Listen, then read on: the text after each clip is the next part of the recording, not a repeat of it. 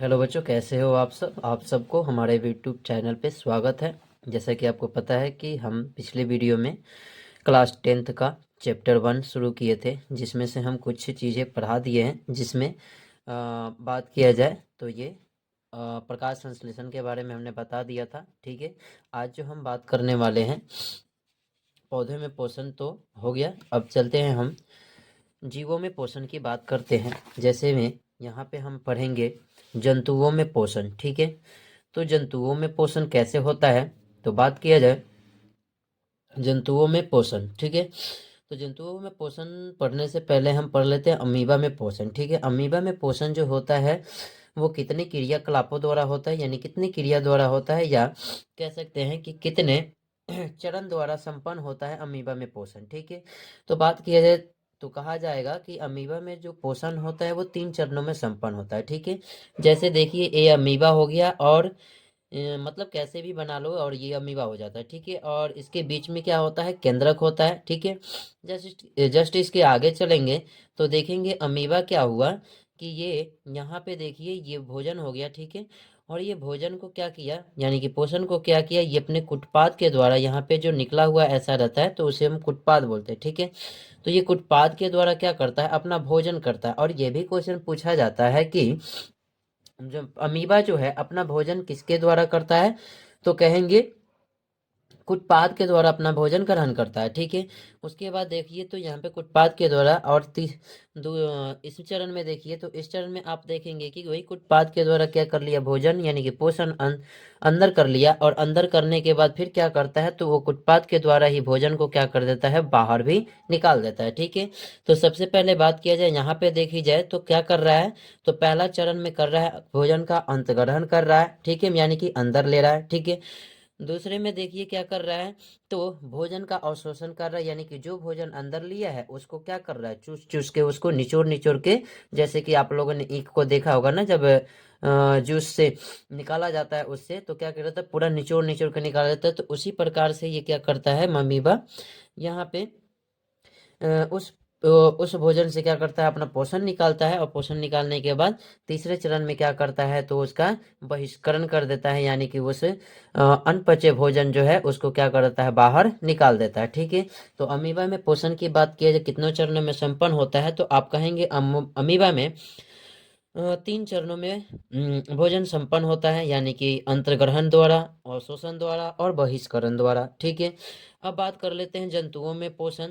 तो जंतुओं की बात किया जाए वो कैसा जीव है, तो परपोषी जीव है। ठीक है, जंतु जो होते हैं वो कैसे जीव है, परपोषी है, यानी कि वो दूसरे पर निर्भर रह के अपना भोजन को संपन्न करते हैं। ठीक है, तो जंतुओं में पोषण की बात किया जाए तो यहाँ पे देख ली जाए तो जंतुओं में पोषण जो होता है वो सबसे पहले बात किया जाए आहार नाल। ठीक है, आहार नाल सबसे ज्यादा जरूरत चीज होता है मनुष्य के, यानी कि जंतुओं के पोषण के लिए। ठीक है, तो जंतुओं के पोषण के लिए आहार नाल सबसे जरूरी होता है। और आहार नाल क्या होता है, तो मनुष्य तथा सभी उच्च श्रेणी के जंतुओं में भोजन के पाचन के लिए एक विशेष अंग होते हैं, जिसे हम क्या कहते हैं, आहार नाल कहते हैं। ठीक है, और आहार नाल की बात किया जाए तो आहार नाल कहाँ से कहाँ तक होता है, तो आहार नाल बात किया जाए तो मुख गुहा से शुरुआत होता है और कहाँ तक जाता है, रेक्टम यानी कि मल द्वार तक जाता है। ठीक है, इसकी लंबाई की बात किया जाए तो 8 मीटर लंबाई है। ठीक है,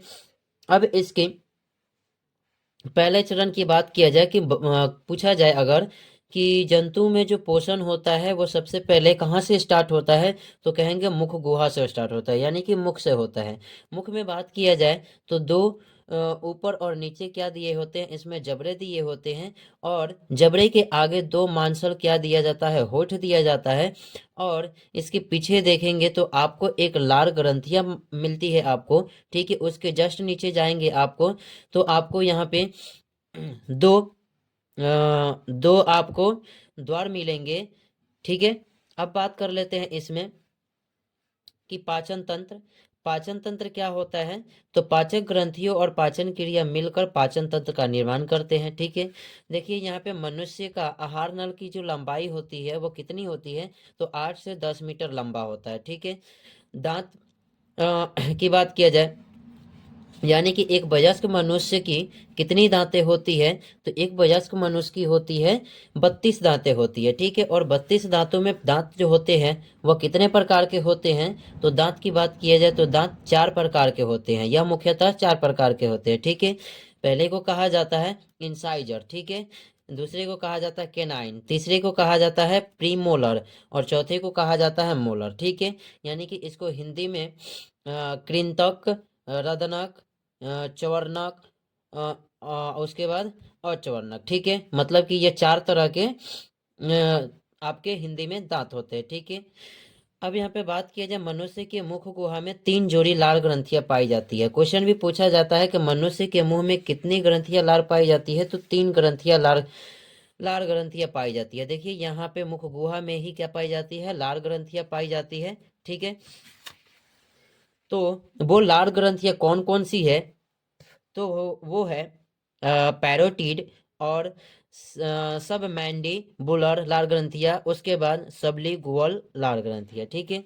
अब इसके जस्ट आगे चलते हैं, इसके बारे में देखेंगे कि मुख गुहा के पिछले भाग को ग्रसनी कहा जाता है। यानी कि बात किया जाए कि ग्रसनी किसे कहा जाता है, ग्रसनी यानी कि ट्रैकिया, ठीक है। तो ट्रैकिया किसे कहा जाता है, तो मुख गुहे के पिछले भाग को हम क्या कहते हैं, ग्रसनी कहते हैं। और उस ग्रसनी में 2 छिद्र होते हैं, एक होता है निगल द्वार और एक होता है कंठ द्वार। ग्रास नली क्या होती है, ठीक है। तो ग्रास नली होती है मुख गुहा से लार से सना हुआ भोजन निगल द्वार के द्वारा ग्रसनी में पहुंचता है, और भोजन के पहुंचते ही ग्रास नली की दीवार तरंग की तरह संकुचन और शीतलन शुरू होता है, जिसे हम क्या कहते हैं, क्रामाकुंचन कहते हैं, ठीक है। यानी कि इस ग्रास नली की बात किया जाए तो यहाँ पे देखिए, तो यहाँ पे ये जो भाग है इसको कहा जाता है, ग्रसनी कहा जाता है, यानी कि ट्रैकिया कहा जाता है। और इसमें कितने द्वार खुलते हैं, तो इसमें 2 द्वार खुलते हैं, ठीक है। एक को कहा जाता है कंठ द्वार और एक को कहा जाता है निगल द्वार, ठीक है। उसके जस्ट आप आते हैं तो वो होता है ग्रास नली। और ग्रास नली में क्या होता है, जब भोजन अंदर की तरफ जाता है तो यहाँ पे क्या होता है, क्रमकुंचन होता है, यानी कि अप डाउन करता है यहाँ पे, ठीक है। तो ये बंद खुलना जब होता है तो उसको हम क्या कहते हैं, क्रमकुंचन कहते हैं, ठीक है। अब यहाँ पे बात कर लेते हैं अमाशय के बारे में। यानी कि ग्रास नली के बाद जस्ट नीचे आप जाएंगे तो क्या मिल सकता है, तो ग्रास नली के जस्ट नीचे जाएंगे तो आपको क्या मिलेगा, अमाशय मिलेगा, ठीक है।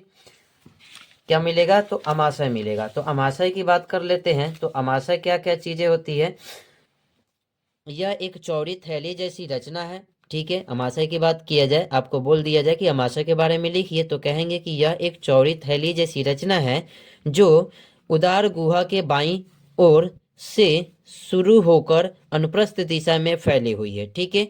उदार गुहा से मतलब की बात किया जाए, जो अमाशय होता है किस साइड होता है, ठीक है। तो यहाँ पे देख सकते हैं कि अमाशय जो है वो किस साइड है इस फिगर में। तो अमाशय की बात किया जाए वो किस साइड में है, तो राइट साइड में है। किस साइड में है, तो राइट साइड में है, ठीक है। उदार गुहा के बाईं ओर नहीं, बाईं ओर है, राइट साइड नहीं, बाईं ओर है, ठीक है।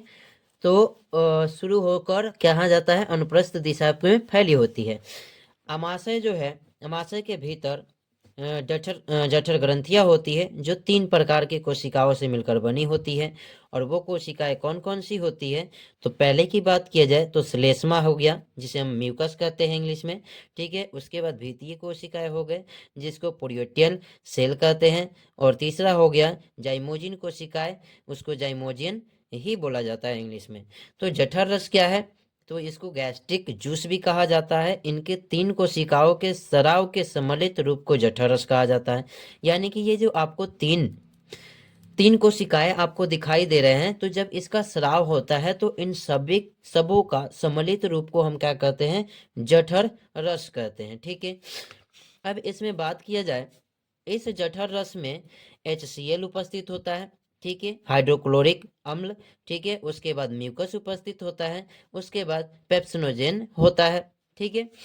HCl की बात किया जाए तो HCl करता क्या है, इसका कार्य क्या है पेट में, ठीक है, यानी आमाशय में।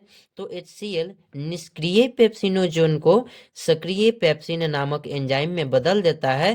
पेप्सिन भोजन के प्रोटीन पर कार्य कर उसे पेप्टोन में बदल देता है। ठीक है, यानी कि HCl जो है पेप्सिनोजोन को किस में बदल रहा है?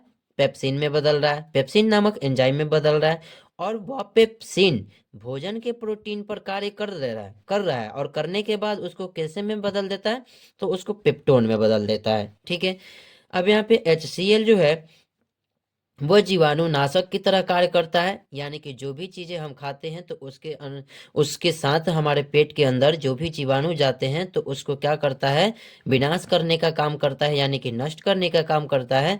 तथा भोजन के साथ आने वाले बैक्टीरिया को भी वो क्या कर देता है? नष्ट कर देता है, जो हमारे पेट में HCl यानी कि हाइड्रोक्लोरिक अम्ल उपस्थित होता है वो। ठीक है, अब बात करते हैं यहाँ पे म्यूकस की। तो म्यूकस क्या है? तो इसका स्राव की बात किया जाए तो म्यूकस कोशिकाएं से होता है। ठीक है, और इसका कार्य क्या है? तो म्यूकस करता क्या है? तो म्यूकस अमाशय की दीवार तथा जठर ग्रंथियों को HCl तथा एंजाइम पेप्सिन से सुरक्षित रखता है। ठीक है, अब यहाँ पे एक नोट दे दिया गया है कि मनुष्य के अमाशय में प्रतिदिन लगभग 3 लीटर जठर रस का स्राव होता है। यानी कि क्वेश्चन पूछा भी जा सकता है ऑब्जेक्टिव के तौर पे कि बताइए कि अमाशय में जो प्रतिदिन होता है लगभग कितना लीटर जठर रस का स्राव होता है? तो आप कहेंगे कि कितना लीटर? तो 3 लीटर का होता है। ठीक है, अब यहाँ पे आगे बात करते हैं अमाशय में।